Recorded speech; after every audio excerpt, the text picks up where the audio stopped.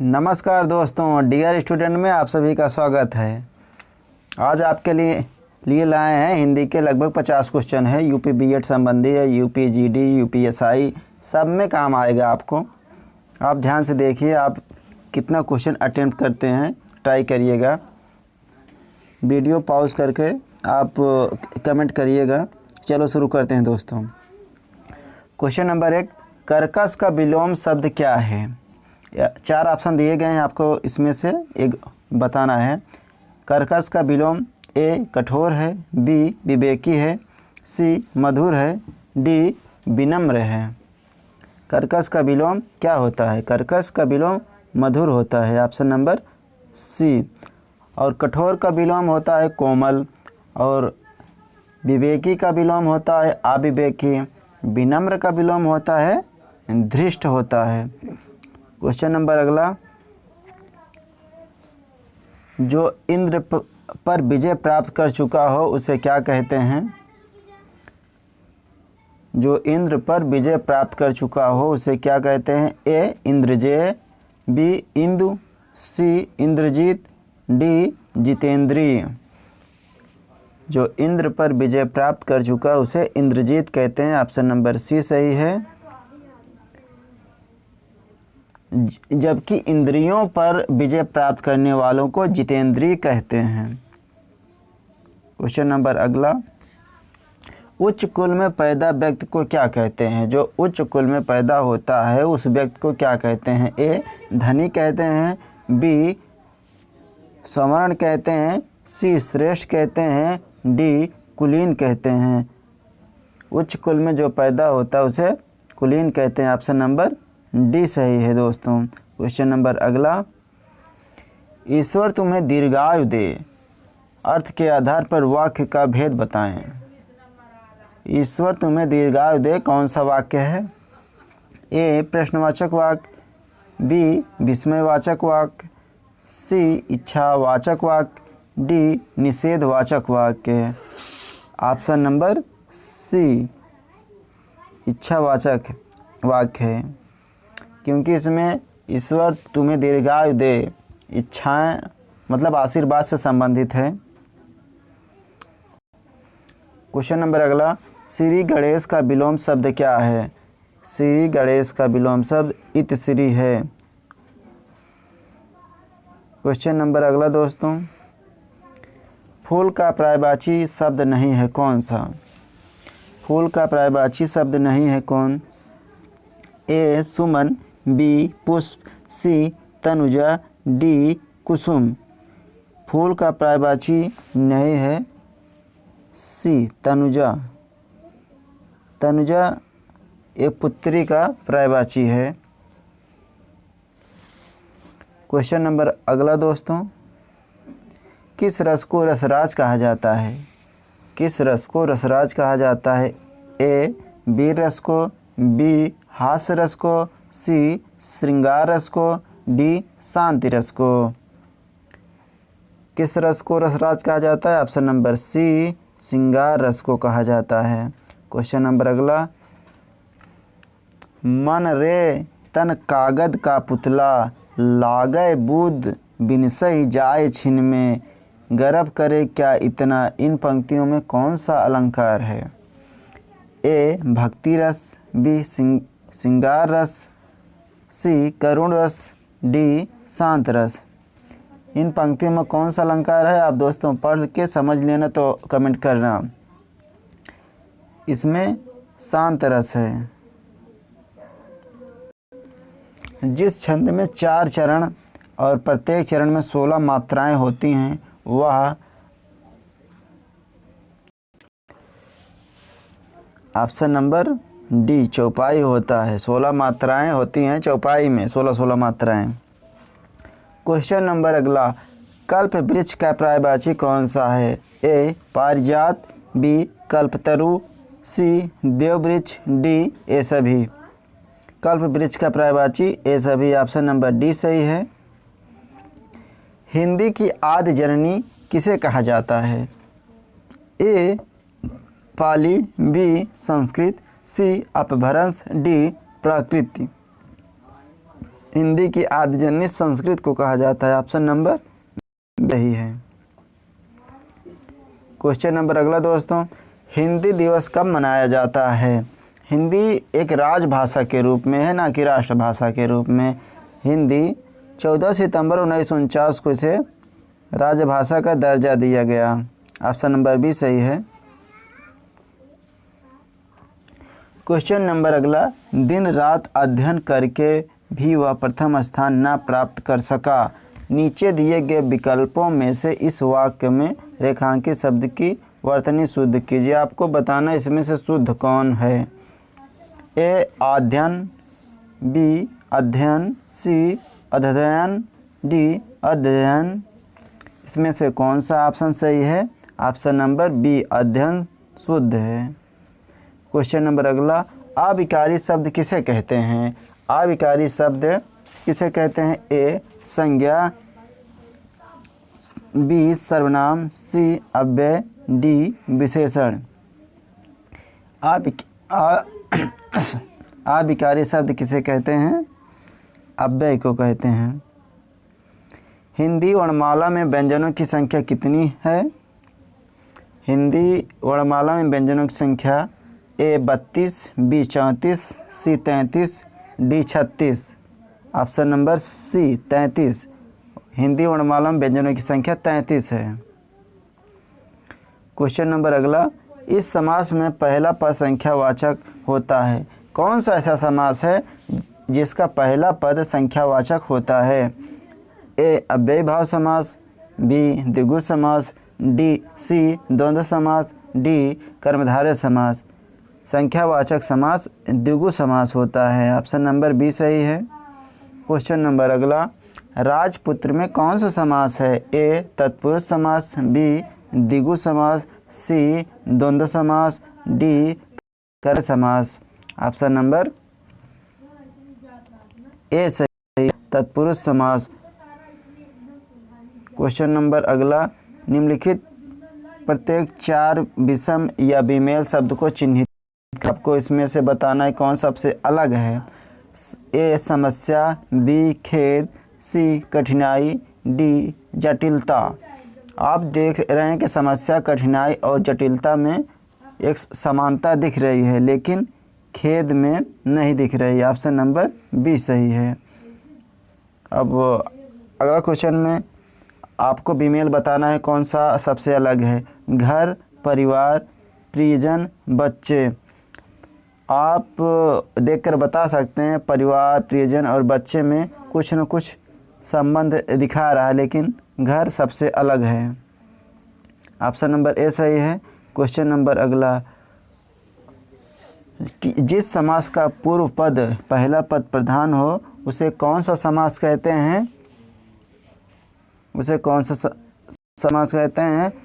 ए संबंध तत्पुरुष, बी कर्मधारय, सी अव्ययी भाव समास, डी द्वंद्व समास। जिस समास का पूर्व पद या पहला पद प्रधान होता है उसे अव्ययी भाव समास कहते हैं। ऑप्शन नंबर सी सही है। क्वेश्चन नंबर अगला, दिए गए विकल्पों में से निर्गुण भक्ति काव्य के प्रमुख कौन थे? निर्गुण भक्ति के काव्य के प्रमुख कौन थे? कबीरदास। ऑप्शन नंबर बी सही है। क्वेश्चन नंबर अगला, भारतीय संविधान में किस भाषा को राजभाषा के रूप में स्वीकार किया गया है? अभी मैंने आपको ऊपर ही बता दिया कि हिंदी को राजभाषा के रूप में दर्जा 14 सितंबर 1949 को मिला। ऑप्शन नंबर सी सही है। क्वेश्चन नंबर अगला, कामायनी महाकाव्य के रचयिता कौन है? कामायनी महाकाव्य के रचयिता ए सूरदास जी हैं, बी प्रेमचंद हैं, सी जयशंकर प्रसाद, डी कबीरदास। कामायनी महाकाव्य के रचयिता जयशंकर प्रसाद है। ऑप्शन नंबर सी सही है। क्वेश्चन नंबर अगला, पृथ्वीराज रासो किस काल की रचना है? जो पृथ्वीराज रासो है ए आदिकाल की, बी रीतकाल की, सी भक्तकाल की, डी आधुनिक काल की। पृथ्वीराज रासो ये आदिकाल की रचना है। इसके लेखक चंद्रबरदाई हैं। क्वेश्चन नंबर अगला, दीवा सावसान का समय मेघमय आसमान से उतर रही है। वह संख्या सुंदर परी सी धीरे धीरे धीरे।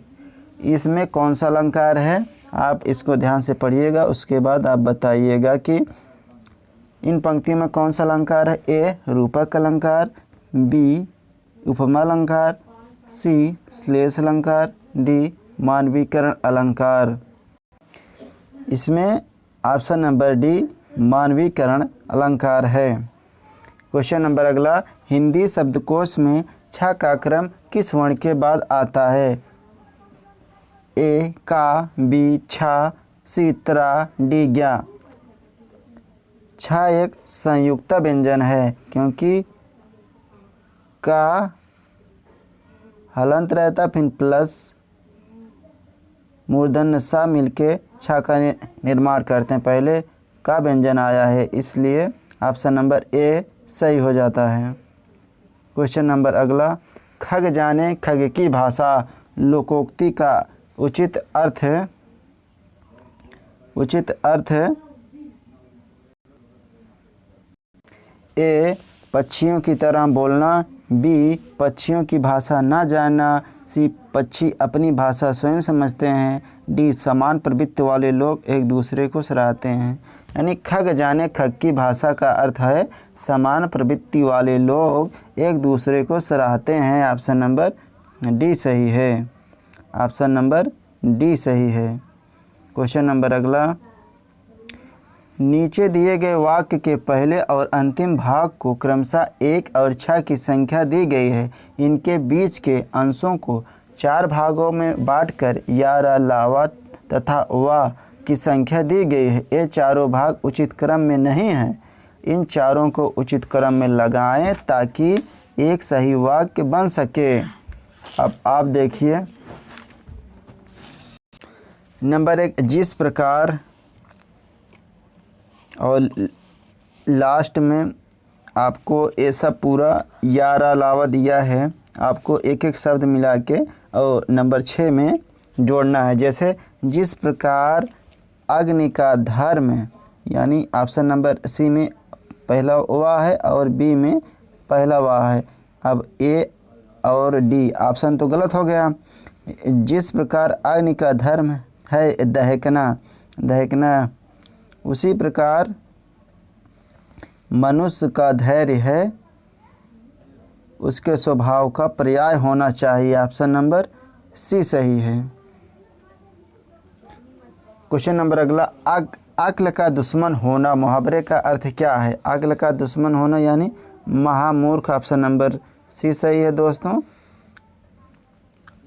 इस वाक्य में अशुद्धि कहाँ है आपको ये देखकर बताना है, जिसे इंग्लिश में कहते हैं स्पोर्टिंग एरर। ए भगवान को व्यर्थ बेकार में, बी आप देखकर ही बता सकते हैं। व्यर्थ और बेकार दो दे दिया। व्यर्थ का मतलब भी बेकार होता है, बेकार का मतलब भी बेकार होता है। इसका यहाँ नहीं रहना उचित है। ऑप्शन नंबर बी सही है इसका। क्वेश्चन नंबर अगला, दिए गए शब्दों में शुद्ध वर्तनी वाला शब्द कौन सा है? ए सर्वोत्तम, बी सांसारिक, डी सच्चिदानंद, डी कीर्ति। ऑप्शन नंबर सी इसका सही है, सच्चिदानंद शुद्ध है। क्वेश्चन नंबर अगला, उपसर्ग का प्रयोग होता है कहाँ पर? ए शब्द के आदि में, बी शब्द के मध्य में, सी शब्द के अंत में। उपसर्ग का प्रयोग होता है शब्द के प्रारंभ से, यानी आदि से, शब्द के आदि में। क्वेश्चन नंबर अगला, मिठास शब्द में किस प्रत्यय का प्रयोग हुआ है? मिठास शब्द में किस प्रत्यय का प्रयोग हुआ है? ए मीठा का, बी ठास का, सी आस का, डी प्यास का। प्रत्यय मतलब होता है जो बाद में लगा हुआ या पीछे जो लगता है। आस, जैसे मिठास में आस जुड़ा हुआ है ना। क्वेश्चन नंबर अगला, सत्याग्रह का सही संधि विच्छेद क्या है? सत्याग्रह का सही संधि विच्छेद ए सत्या धन ग्रह, बी सत्य धन आग्रह, सी सत्य धन ग्रह, डी सत्य धन आग्रह। ऑप्शन नंबर डी सही है, सत्य धन आग्रह। इसमें दीर्घ संधि है। क्वेश्चन नंबर अगला, दो वर्णों के मेल से होने वाले विकार या परिवर्तन को क्या कहते हैं? इसमें वर्णों अगर शब्दों दिया रहता तो समास हो जाता, लेकिन वर्णों दिया है तो संधि हो जाएगा। ऑप्शन नंबर ए सही है। क्वेश्चन नंबर अगला, सूरदास के गुरु कौन थे? सूरदास के गुरु option number C Shri Vallabhacharya थे। क्वेश्चन नंबर अगला, छंद पढ़ते समय आने वाले विराम को क्या कहते हैं? आने वाले विराम को यति कहते हैं। क्वेश्चन नंबर अगला, जहाँ वाक्य की गति अंतिम रूप ले ले, विचार के तार टूट जाए, वहाँ किस चिन्ह का प्रयोग किया जाता है? ऑप्शन नंबर बी पूर्ण विराम का प्रयोग किया जाता है। क्वेश्चन नंबर अगला, अमर्ष क्या है? अमर्ष एक संचारी भाव है। संचारी भावों की संख्या 33 होती है, उसी में से एक अमर्ष है, जिसका अर्थ होता है क्रोध। क्वेश्चन नंबर अगला, कबीरदास की भाषा कौन सी थी?